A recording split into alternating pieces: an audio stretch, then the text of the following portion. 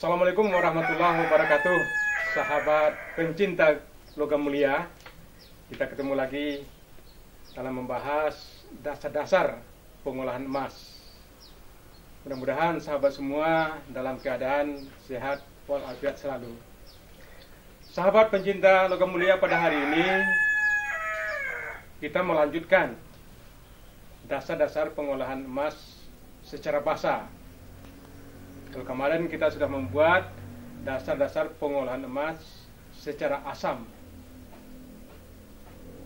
Nah, pada hari ini kita akan melanjutkan bagaimana pengolahan emas secara basah. Namun demikian sahabat semua, sebelum kita melakukan pengolahan secara basah dengan menggunakan cyanida ini, dulu saya ingatkan kepada sahabat semua, cyanida ini merupakan bahan yang berbahaya. Apa yang dimaksud dengan basah itu? Jadi sahabat, untuk sahabat-sahabat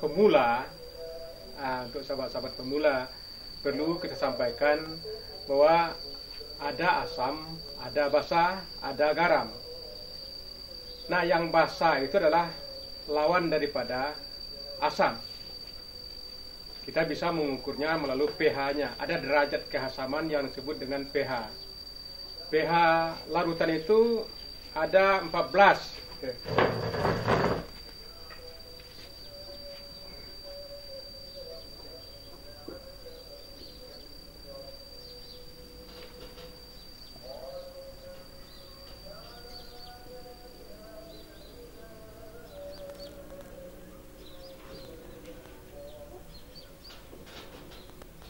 Nah, ini pH. pH disebut dengan pH, itu derajat keasaman suatu larutan. Nah, kalau pH-nya 7, itu disebut dengan netral. Dia tidak asam dan juga tidak bersifat basah. Yang di bawah 7, ini asam. pH yang di bawah 7 itu bersifat asam.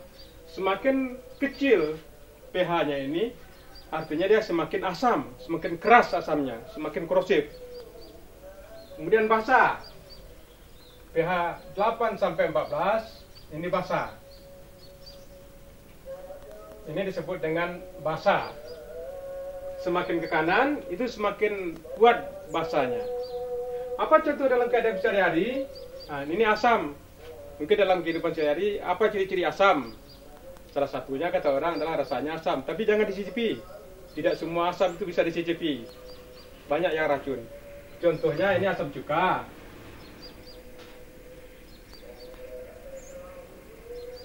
Asam klorida. Asam klorida ini akan kita gunakan hari ini. Asam klorida ada disebut dengan HCl. Ini kita akan gunakan hari ini. Kemudian asam sulfat. Itu asam sulfat. Nah, kemudian asam nitrat dan lain-lain. Banyak. Ciri-cirinya asam itu ada H-nya. Nah, ini ada hidrogennya. Jika kita larutkan ke dalam air, dia mengurai menjadi H yang bermuatan positif tambah Cl yang bermuatan negatif. Nah, kemudian basah apa contohnya? Dalam kehidupan sehari-hari, odol. Ada situ sabun.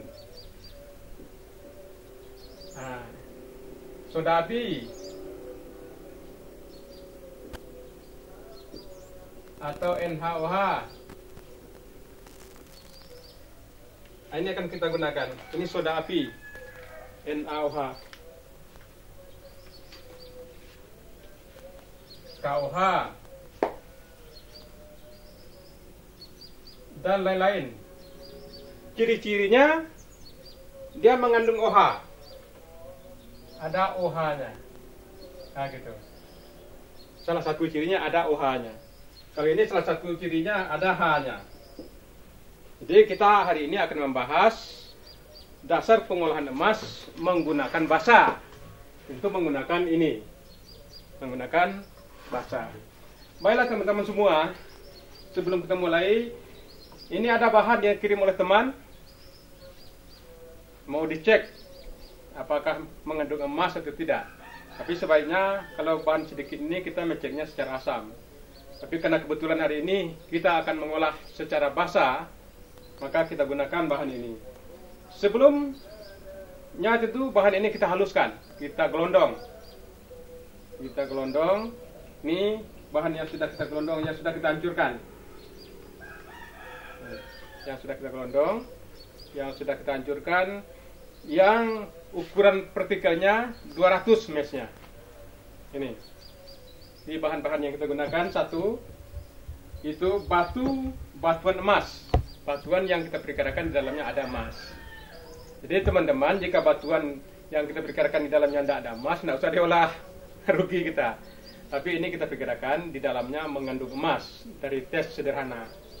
Kita hancurkan, kita gelondong, kemudian sudah kita dapatkan mes yang 200. Apa langkah yang pertama yang kita buat? Langkah pertama, ini kita timbang. Kita timbang, kita sudah menimbangnya nih kira-kira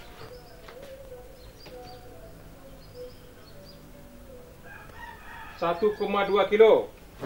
Ini beratnya 1,2 kilogram.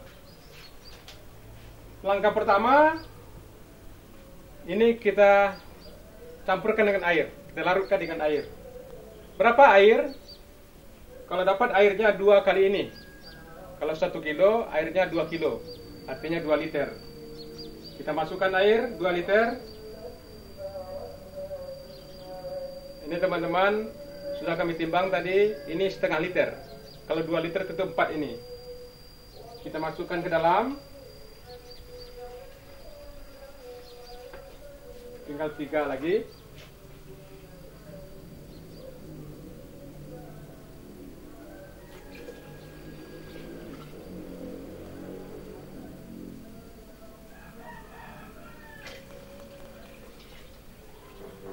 Teman-teman, untuk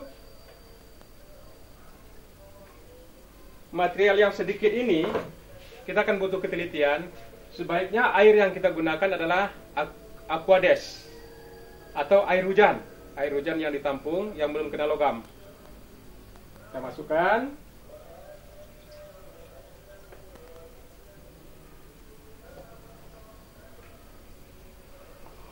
Kita aduk. Kita aduk ini. Karena kita melakukan sederhana, kita cukup mengaduk dengan ini. Kalau teman-teman menggunakan skala besar, tentu kita sudah mempunyai pengaduknya. Nanti dengan skala besar kita lihatkan bagaimana prosesnya. Tapi yang jelas ini prinsipnya kita aduk.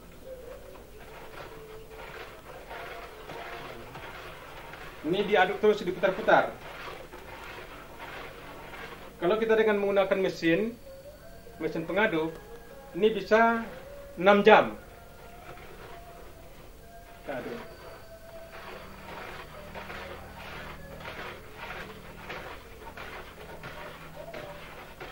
Jadi kira-kira seperti ini mengaduknya. Kemudian sudah tercampur menjadi lumpur-lumpur. Ini lumpur-lumpur yang kita perkirakan di dalamnya ini ada emas.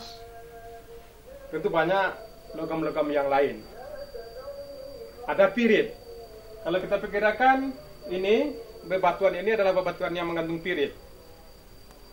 Jadi sahabat semua, seandainya bebatuan itu mengandung pirit atau sulfida, ini akan mengganggu nanti untuk pengambilan emas.